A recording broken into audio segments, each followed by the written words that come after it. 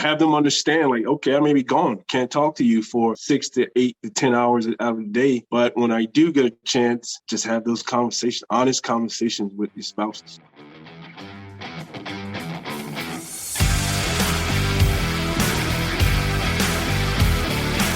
Welcome to the Circuit Magazine, the #1 source of information on protection matters, the industry-leading magazine for all security professionals who want to stay ahead of the game.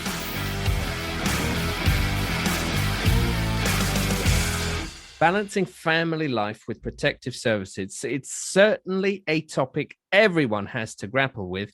I'm here with Elijah Shaw, and today we're going to be talking to the one and only Bodyguard with a Smile, Jermaine Flythe, founder of G3A Protection. Elijah, I know this is your friend, but I'm excited too.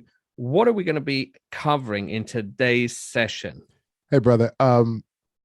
I think it was great having Jermaine on. I personally campaigned for him for a while now, and it's because I just think he has a unique perspective. He does his job amazingly in protective services, but he's got a background in the military. Now he spends his time in the private sector, but he's always had this great attitude. And I know he's a family man. And so one of the things that I found impressive was that he can balance this challenging schedule. And then also, you manage the client, and then you also manage having a family, and he seems to do a good job. He seems to do it. He makes it look easy. And so, I kind of wanted to pick his brain and get for our listeners what his secrets were or what the tips were, because some of us will find ourselves in similar situations. Well, I think all of you, even if you have not got a significant other, you'll have a friend, you'll have a dog. In one case, I know one operator, he misses his dog and he puts the dog in a special retreat. So he puts the dog in, he watches him on webcam. I know that's the new thing. I mean, I don't know. It's one of these doggy daycare things. But I digress. The thing is, whether it's a pet, whether it's a family, anybody, regardless of their background, are going to face this. How do you think we're going to unravel that dynamic? Because if you're on a job and you're having an argument at the same time, how are you going to show up? How are you going to maintain a level head? Sure. Well, I mean, those are the things that I really wanted to unpack, balancing being an active operator, which Jermaine is. He's active in the field, but also dealing with the family, dealing with your family, dealing with the mindset. What's the proper mindset that comes with that, and what effect one has on the other? And, one of the things about him is that he communicates so well that I thought it would be great for the listeners to kind of get an insight, because so much we learned the hard way. We learned after we've experienced it, because, we just weren't in that situation. But the wonderful thing about having subject matter experts on is that they can tell us some of the things that they've went through, so that way we can take those lessons and then apply them to our individual situations. I love it. And Jermaine has just been with you in Colorado recently, hasn't he? Yeah, we just wrapped up a training course. I did the Icon ESI Celebrity Protection course along with Bob Dugan and Mark James. And Jermaine, who's a graduate of the program, came down to help out. He's an alumni of the program. And again, this is what I mean. It's he's got a great attitude. He's got a great perspective, and he shared those things with the students of the program, and they were extremely receptive of it. And I was thankful he took the time out of his schedule to come down. Absolutely. Well, I love the photos and I love this topic. We're uncovering the human side of EP by looking at this balance. Let's talk to Jermaine and let's get into this very important topic.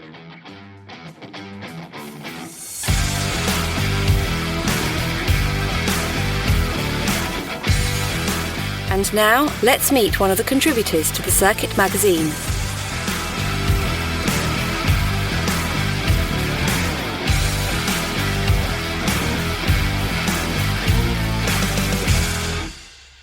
Balancing family life with protective services. Great honor to be joining Jermaine Flythe, owner and founder of G3A Protection and massive friend of the community. I'm on with the one and only Elijah Shaw, and we're very pleased to have you. How are you doing? I'm doing pretty good. I appreciate you guys having me on. I feel like I haven't seen you in a really long time, but I actually saw you just a couple of days ago. So, but we're glad to have you on the show, Jermaine. And these are some of the topics that you and I talk about in private. But I think it's wonderful to have some people we're familiar with in the industry come on to the Circuit podcast and chat it up here for a wider audience. Yeah, it's definitely a big topic, man. A lot of people don't pay as much attention to it as they should, but it can basically stop your career if you don't have it in perspective. So with that balance, now we've often had people come on and we've talked about balance between one skill and another skill, but never really that family life and protective services. So maybe could you set the scene? Could you frame it? What's not quite right now? What problem needs to be solved?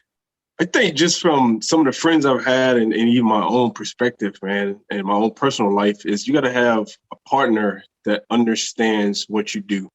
Understand that at times, you're going to have to, you may come home today and then tomorrow you get called to leave. That's my dog barking right now. It's that balance. So that's that balance. That's that balance. It's just those things like that, great communication skills at home, understanding that when you are home, you got to be home.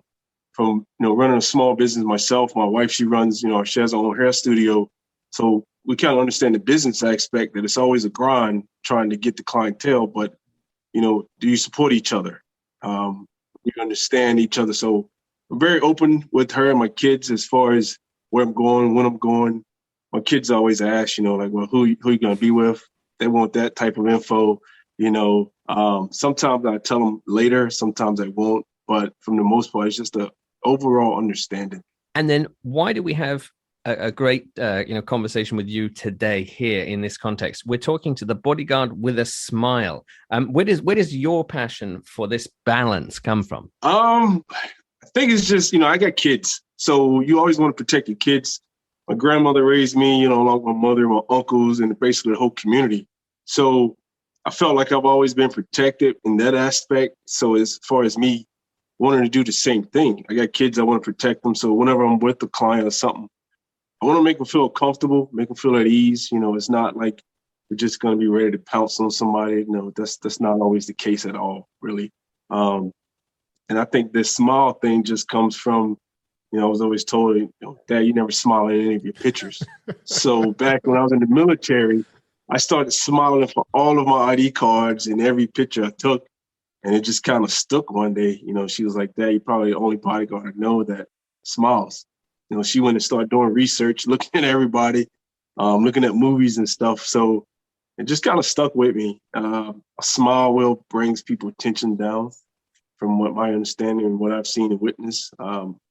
Just you want people to come into your circle, but at the same time, they know that they can only go so far. And so is that what you think the uninitiated need to really know? Obviously, everyone's cognizant that you have to have a balance, but what would you say they need to really figure out to make this a successful career path? But they got to figure out what works for their family. Everybody's situation is different. If you're a single individual out there, no spouse, no kids, then yeah, you can go do what you want to do. But if you got a spouse with kids and the kids got activities, they got schools, your spouse is working, he or she may have their hobbies and what's important to them. So you got to support that just as much as you're going to ask them to support you. It's not a one-way street. It's a two-way roundabout, basically. So, you touched on a couple points there. I know you've had a long-standing career in the military, and then you currently you do work in the private sector. And I think you played semi-pro ball. Is that a yes? Can I bring it up right now? If not, I can edit it out, boy. Just let me know. No, you know what, man? It's so I played softball, man. It's men's slow pitch softball. It's a recreational sport. You got beer leagues, you got company teams. I was fortunate enough to play at a level where people travel around the country. They give you their funds, they pay for your travel, your lodging, and all that stuff. And you play at a very high level. So I did that for about 16 years, man. And that was, in a nutshell, another full-time job on top of me being active duty. Well, see, and that's where I was going with this, which was with all of those things, it took you away from your family for extended periods of time. So, I know you told us a little bit in the beginning, your philosophy on this, but how did you balance that piece did it all just boil down to the communication piece with your other half, or? So back in, being in the military, you're always going, you always want to say, hey, it's the job. It's the job. It's what I got to do. I signed up for it. And most people understand it. But on an individual level, there was mistakes made on my part, like I could have did this better to avoid, this uncomfort or argument or whatever the case may be. So with time and experience, I've learned a lot, from a personal standpoint, like, hey, I got to go do this job. My wife understands that, but what am I going to do for her when I'm home? She has, like I said, she has her own business. So what I want to do is, how can I help you grow your business? How can I help you? If you're going to go to this hair show, what can I do? I'm her prop master. I'm taking photos with her. I'm holding lights. I'm setting whatever it is up, doing stuff in her salon, So it's just like, she supports me. My kids support me. So whenever they have something going on, I want to make sure I'm their biggest cheerleader. So it sounds like, even when you reference, which, I like the fact you said, hey, I made some mistakes early on, but now you've got some more perspective. And so is part of your process kind of putting yourself in their shoes, putting yourself in your wife's shoes, even putting yourself in the kids' shoes? Absolutely. When I was younger, I would say that I was probably selfish in that aspect. I got to do this deployment. I got to go to this school. I got this softball tournament coming up. I got to go. I. Where now there's not I in team, right? So everybody comes to the table of equal value. So you got to support everybody. And those are the mistakes that I made in the past. Now looking back on it, I hope to not make that ever again. You know what I'm saying? I think, Jermaine, this will speak to a lot of operators because they probably will forgive me for saying that many operators internalize stress. They want to look cool, calm, and collected, yet they may well be internalizing it. What about the family aspect to that? Because do you think it compounds that stress? And now I know that this could lead us down some really weird paths, but do you think if it compounds it without you dealing with it, it means that the industry is really for single people?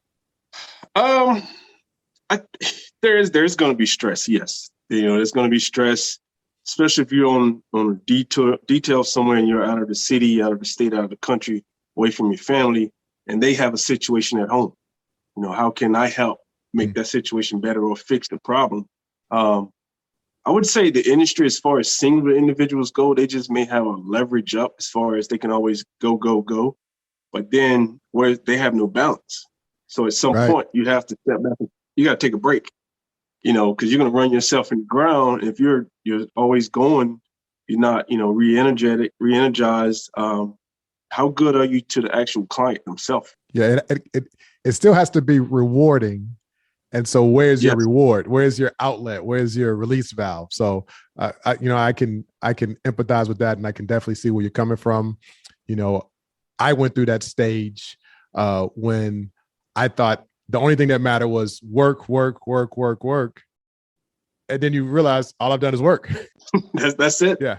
Especially like the new practitioners, they want to get out there, get their name out there, build a reputation, and you understand the workload and the grind level. But again, like you said, what is the reward? You got somebody in your corner that's pushing you and that's being there for you. You got to turn around and, do an about face and give them that same type of attention, support, and reward. Like, okay, let's go take a weekend getaway. Let's just sit on the couch, watch a movie, and just, let's talk about us, not work. Let's talk about us, little stuff like that. So it's the small things, man. And I've learned, like I said, with my experience and mistakes, I've learned to do the smaller things more often than just to try to do the one big thing. So how do you really balance that on a job? I mean, not that it's going to be like a solvable issue, but something comes up in your personal life, but you're on a job and you need a level of communication in case of emergencies. So how do you stop that being abused, so to speak? How do you make sure that it's a real emergency, or you're not torn, or even can working? You? Well, the only thing you can try to do, honestly, well, not try to do, but you have to do is establish that communication in the beginning. So before I leave, we're gonna have this conversation. I'm lucky enough to have my wife can handle just about anything, man. So some things I really don't worry about, but as the man of the house, you always worry about protecting your home, make sure everybody got what they need. That's just human nature. But when I'm on the road, it should tell me, like, don't worry about it. I got it. Communication, we do communicate often, quick text message here and there, phone calls when I can. But she understands that. My kids do too. My dad can't reach out right now because he's busy. He's moving. He's doing his job. So that's an understandable part. But what we do is we sometimes send little quick video messages. That really worked out a lot when I was on tour. Just a quick video message late at night. So first thing they get up in the morning, they see it. Just little things like that. And so what it sounds like is, your time in the military, your time in the close protection industry, the fact that you're in a established relationship, the fact that you have kids, you're actively trying to kind of blend these things and merge these things together. I guess we call it balance, but you're looking at the profession holistically as opposed to I do EP. And also I have a family. Yeah, you got to, man. Because if you're stressed out on a job, because you're worrying about what your wife's going through, you guys arguing, bills aren't being paid, you're gonna say, well, hey, I'm working, money's coming in, so why is there an argument? Nah, there's something small that's been missed there, which is time. Time together within a relationship is probably the biggest attribute in what's gonna make that relationship grow together. You know what I mean? So some guys can get it. Some guys can't, would be selfish. That's just because we're males, man. Well, I was even going to ask you, like, where this came from, but I think you gave me a good example. You said it was from your upbringing, from your grandmother, your family members, and those people, and they kind of instilled something in you. And, maybe for some people, the profession itself makes you kind of callous. We do a lot. We see a lot. Maybe elements of it are very unforgiving, and you kind of turn inward.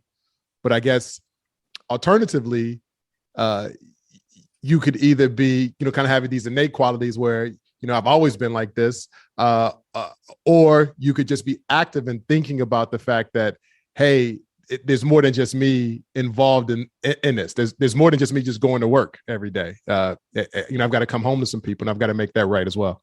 Absolutely. I have some really good friends that are completely outside of the industry, and I look at how they operate with their spouses, and some of them are phenomenal, man. Could be put on a magazine or in a book or something. And some, they have their issues, but I just look at how they interact and what they do when they're apart. So for me, I kind of take stuff from their relationships. This is, I got one guy, he travels a lot. He works for Glock. So I'm like, yo, what do you do? You're on the road a lot. He's like, well, when I'm home, I'm home. When I'm home, my wife sees me when she leaves to go to work. When I come back home, when she comes back home from work, I'm there. And, he'll do the honey-do list and they do whatever, but he gives her, what she needs for that moment, because in a couple of days or a week later, he's going back on the road again.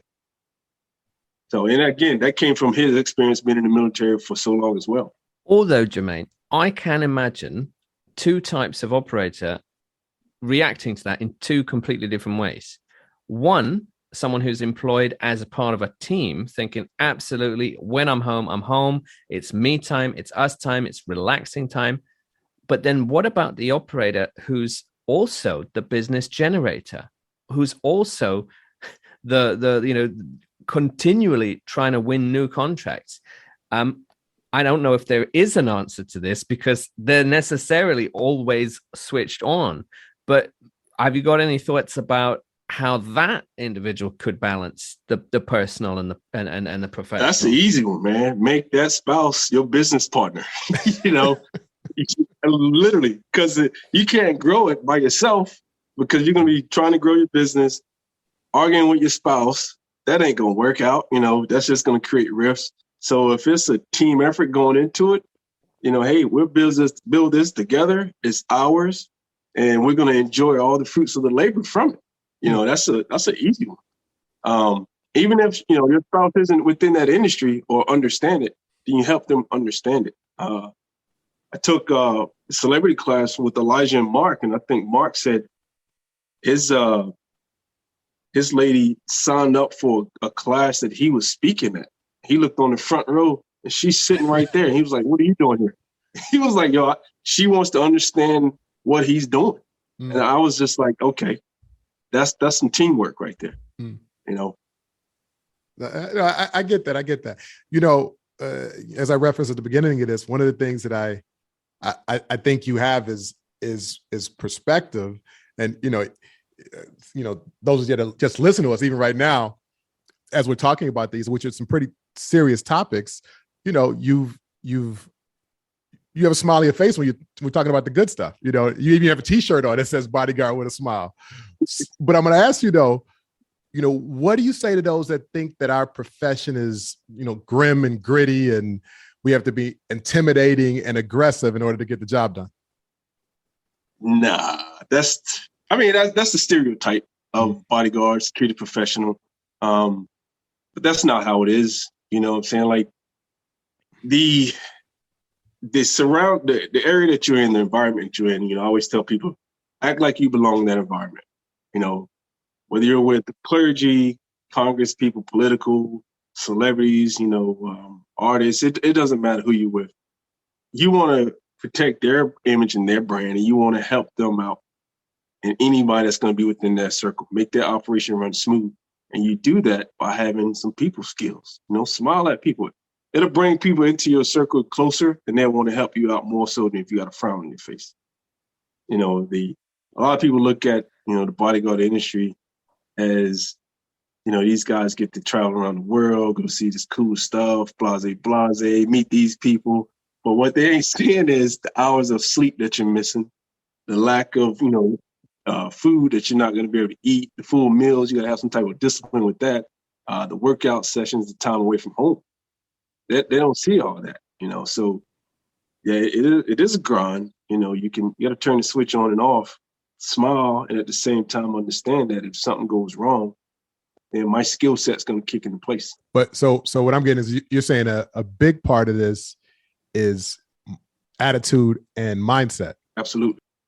And then, and again, because I know some pieces of your background and the other things that you do, but is this same kind of mentality where you are approachable? Do you apply that when you're teaching as well as operational in the field?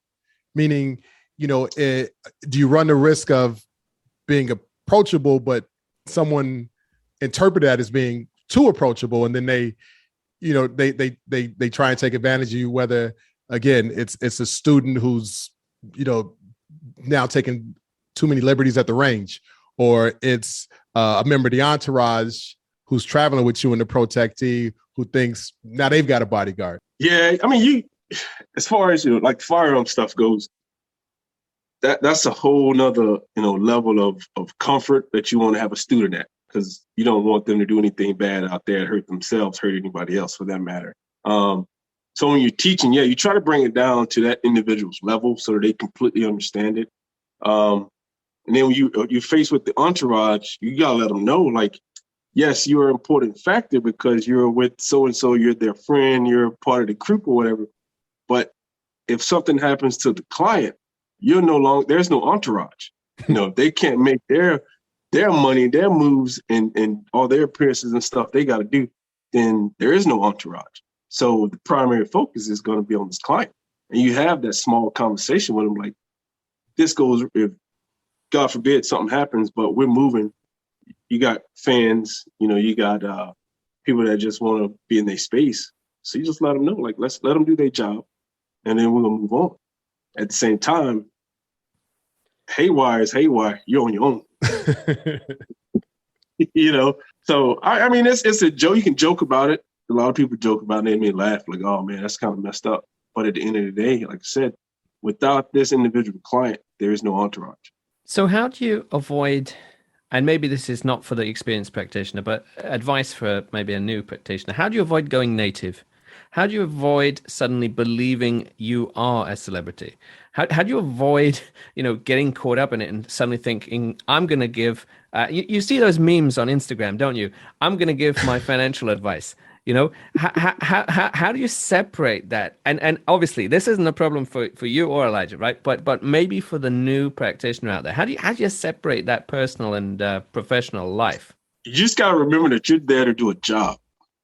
You're not their friend. Be cordial with people, treat them with respect. That comes from just being a human being. Treat people with dignity and respect, but you're not their friend. Now, the longer you're with somebody, you'll have a different type of relationship with them because you're around them more often. But for the new guys that are coming in, and even some senior guys, you're just not their friend. You're there to do a job, just like if they hire a cook or a chef or somebody, the chef's going to come in, make this gourmet meal for them. At the end of the day, they're gone. So that's the biggest piece. Remember, you're there to do a job. Yeah, I agree. I said we could be friendly, but we're not their friend. And it's the moment, when we lose perspective on that the rug gets pulled out from under us. And then all of a sudden you look back and you realize, because if you think about it, why would anyone pay someone to be their friend? And best believe it, we're doing our services. We want to be compensated for it. We want to check for it. So at some point there's going to be a switch that turns and goes, well, if you want to be my friend, I don't need to pay you anymore.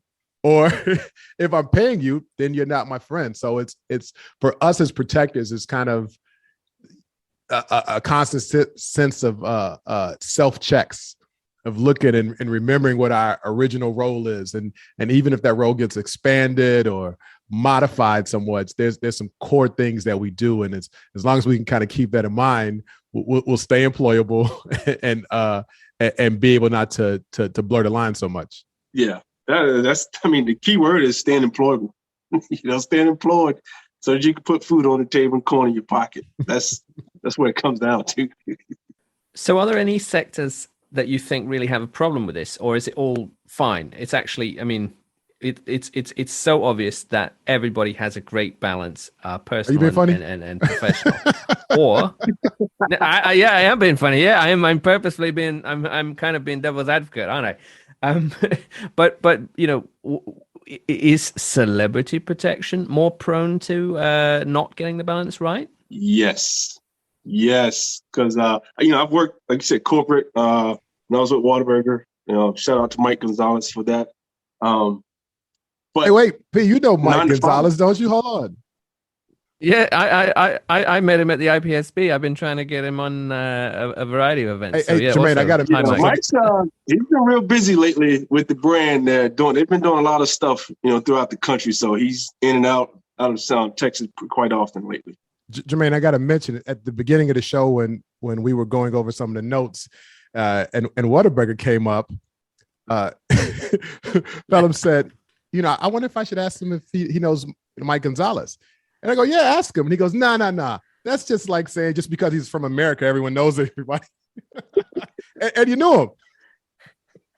Yeah, Mike's a good dude, man. Really like him a lot. He's a Marine. We won't hold that against him, but it is what it is.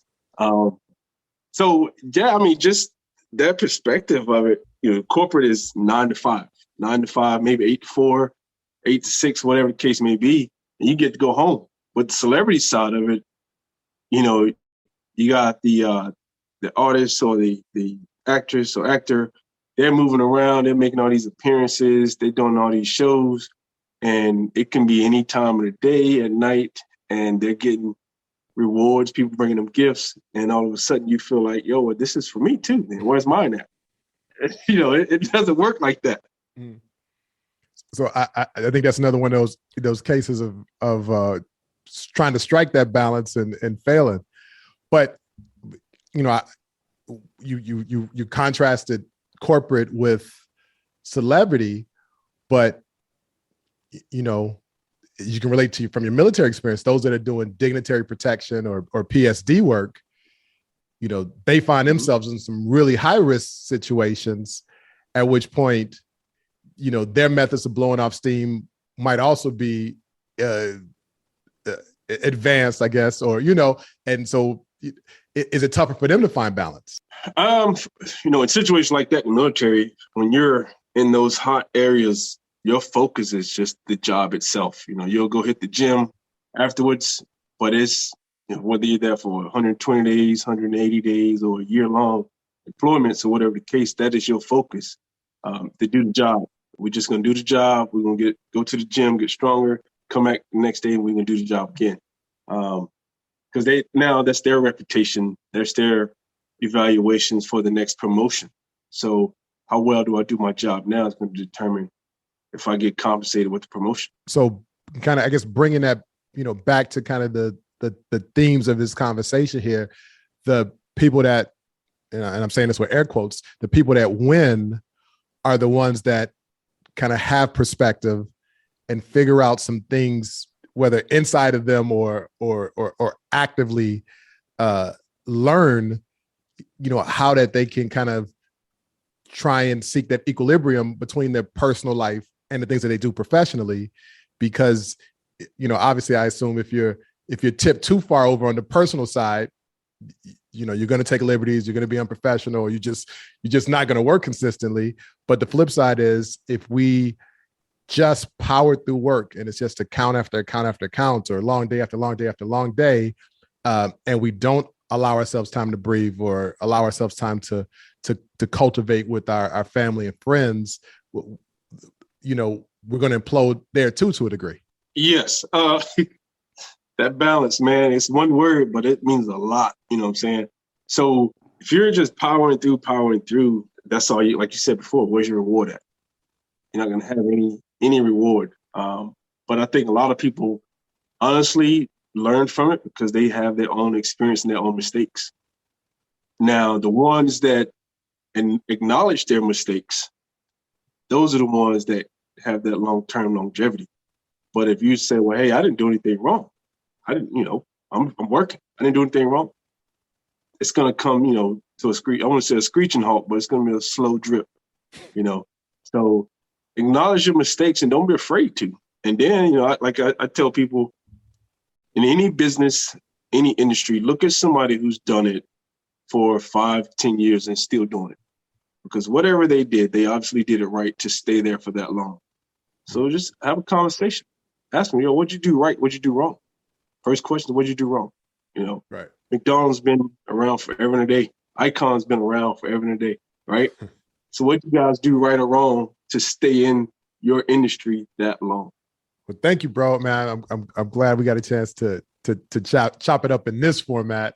Because again, we have similar conversations, but they're bite-sized, and and they'll start at one place and lead somewhere else.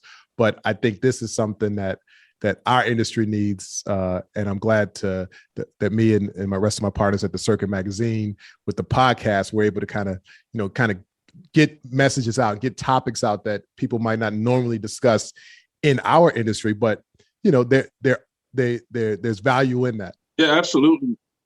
Yeah, it's almost like our next episode could be finding love in the industry, or something more on a human side. It's. I think no, there is a call for that. I mean, I might find Sean or John to do it in case that's but I think there is a hunger for under the skin, under the hood, not just how accurate were you down the range. I think there's enough advice out there, and this adds a personal touch. I tell you what, Jermaine, one thing we like to add at the end of these podcasts now is almost like a bit of a review. What would you sort of recommend to our listeners to sort of better consider now they've listened to all of what we've been talking about? Recommendation for new practitioners, people getting into the protective services, male and female, is, one, understand the difference between protective services and being security guards. Security guards are going to go to one spot and they're going to do their 8 to 12 hours and they're going to go home. Protective services, you're going to be all over the place and it's going to be some crazy hours. You got significant others, you got a family at home, you got to take them into heavy considerations. Have those board meetings with your family members, right? Because you're not, I'm not the president in my house. I can tell you that now. I think the dog gets more, he has more privileges than I do. But he's got more shares in the company. Yeah, it is what it is. But understand your lane. But like I said before, it's a team effort. On a serious note, it's a team effort at home. If you plan to get into the industry and go full-fledged into it versus, hey, it's just a part-time deal for me, weekend money, or just as something to give me a fix from my days in the military or as a police officer. But just have those conversations at home and have them understand, like, okay, I may be gone, can't talk to you for 6 to 8 to 10 hours out of the day. But when I do get a chance, you'll hear from me. And this is where I'm at, give them your location and just have those conversations, honest conversations with your spouses. Jermaine, lovely sentiments. I'm sure it will resonate. Thanks ever so much for your time and for coming on the Circuit Magazine podcast. I appreciate it. Thanks for having me. I've read a lot about you guys and I've seen some. So I'm now I can tell Sam that I have something in common with him.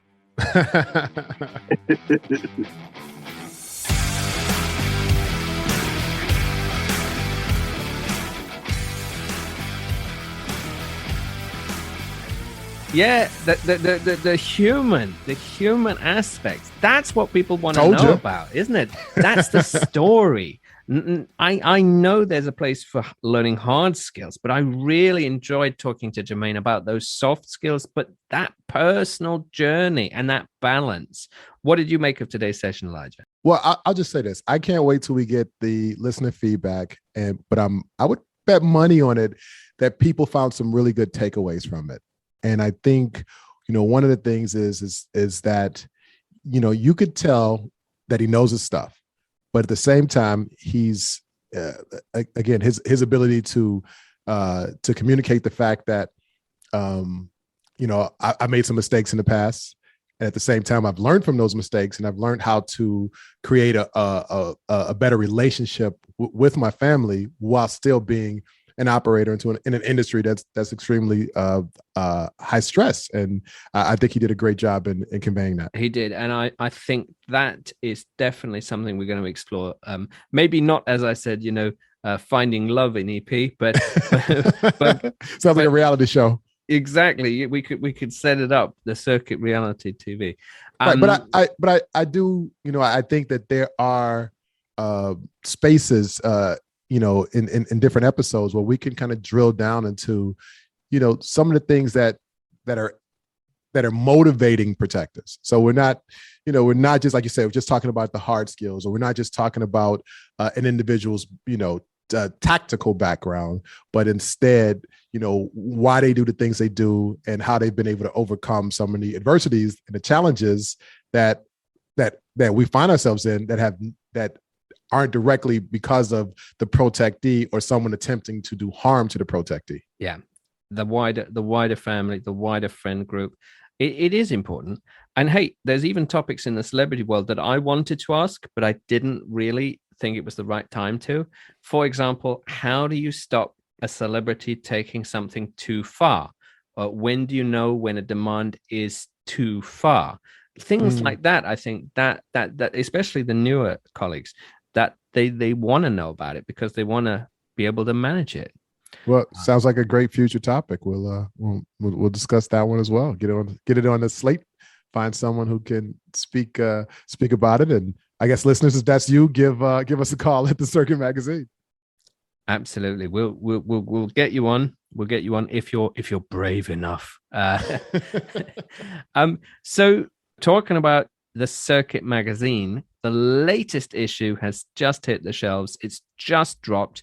I know there's a lot of great stuff in there. What should people look out for, Elijah? Yes, issue 61 just came out last week, and it's packed. It's wall to wall. I don't want to say it's our biggest issue because that's probably wrong, but there's a lot of dense content in there. So I've got a couple personal favorites. Mark James, who's a regular contributor, he did a great article in there.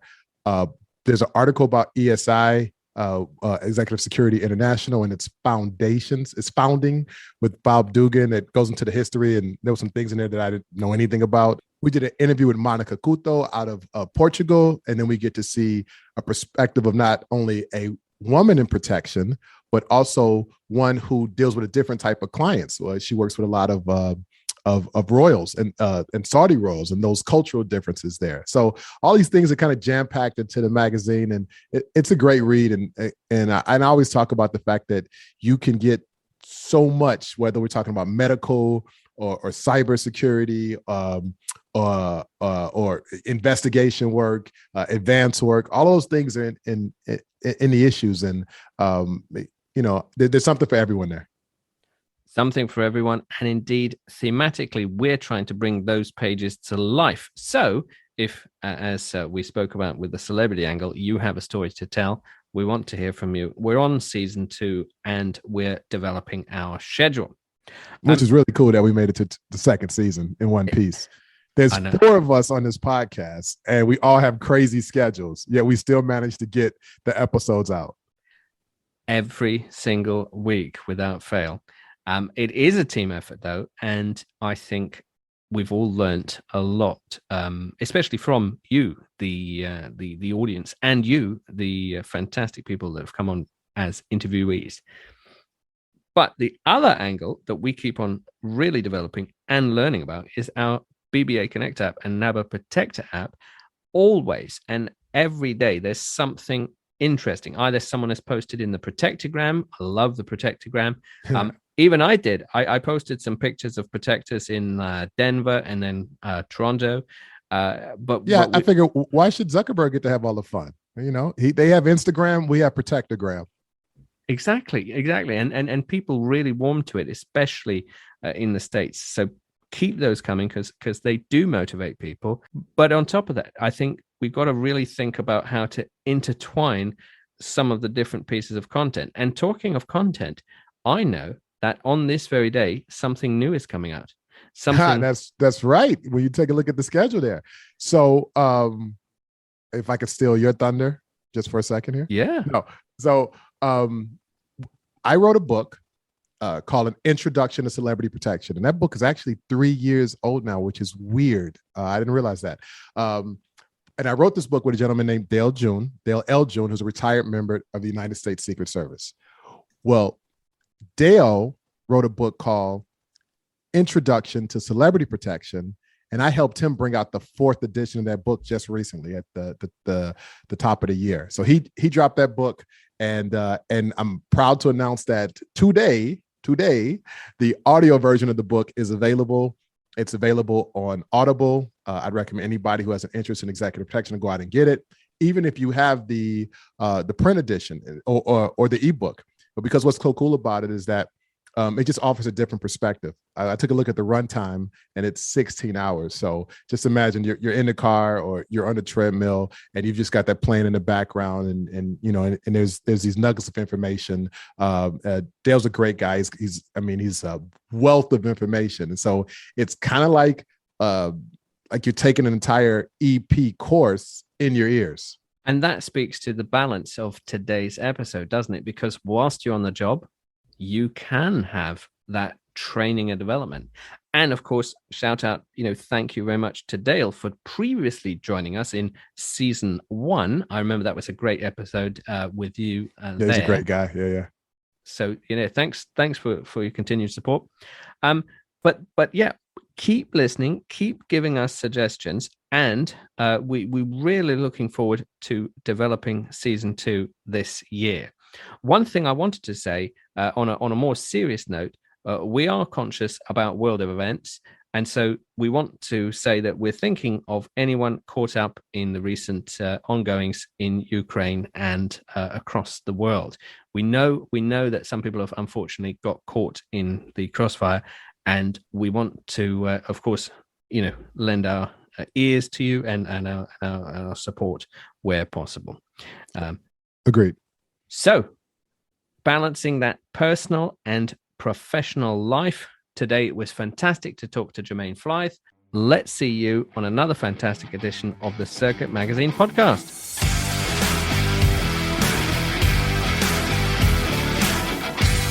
You have been listening to the Circuit Magazine podcast. Be sure to subscribe and be sure to not miss an episode.